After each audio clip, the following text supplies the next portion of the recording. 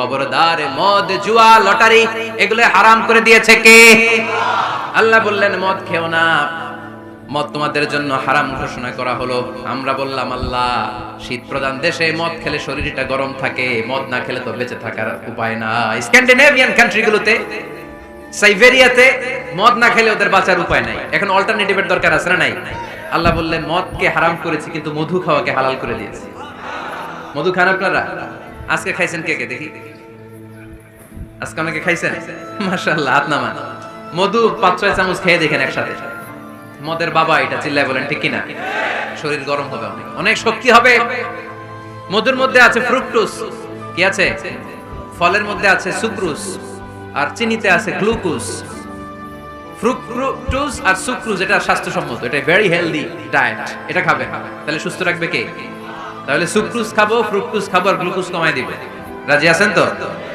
এরপর ইসলাম আমাদেরকে বলল ঢোল বাদ্য বাজানো এটা হারাম, অশ্লীল গান বাজনা হারাম, নাচানাচি হারাম।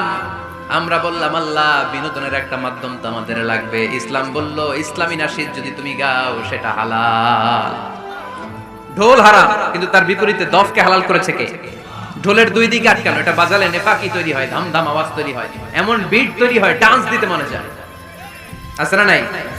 প্রায় মাঝে মাঝে দেখি ওই গায়ে হলুদের অনুষ্ঠানে ইত্যাদি ইত্যাদি অমুক অনুষ্ঠানে বাসার ছাদের উপরে এমন বিটে হেভি মিউজিক্যাল ইনস্ট্রুমেন্ট দিয়ে এমন গান ছাড়ে, পুরো এলাকাটা কাঁপে ওনাদের সাথে। দুম্মা চলে, দুম্মা চলে, খালি কি চলে? দুম্মা চলে। খেয়াল করছেন? আপনার কাছে যদি বাজায় এই টেবিলটা কাঁপবে সাথে সাথে, আপনার শরীরও কাঁপবে, আপনাকে ক্রেজি বানাবে।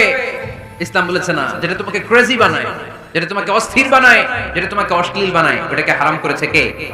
কিন্তু তার বিপরীতে সুস্থ বিনোদন আমাদের জন্য হালাল করে দিয়েছে কে?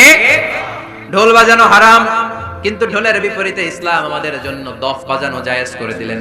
আল্লাহর হাবিব সাল্লাল্লাহু আলাইহি ওয়াসাল্লাম যখন মক্কা থেকে হিজরত করে মদিনাতে গেলেন, মদিনার সানিয়াতুল ওয়াদা নামক জায়গায় মদিনার আবাল বৃদ্ধ বনিতা, সাহাবারা, নারীরা, পুরুষেরা, ছোট্ট সোনামণিরা দফ হাতে নিয়ে বিশ্বনবীকে ওয়েলকাম জানাতে শুরু করলো। তালাআল বাদরু আলাইনা মিন সানিয়াতিল ওয়াদা ওয়াজাবা শুকরু আলাইনা মাদআ লিল্লাহি দা আইয়ুহাল মাবউসু ফিনা جئت من أمر المطاع جئت شرفت المدينة مرحبا يا خير ذا شوي পড়েন طلع البدر علينا من ثنيات الوداع وجب الشكر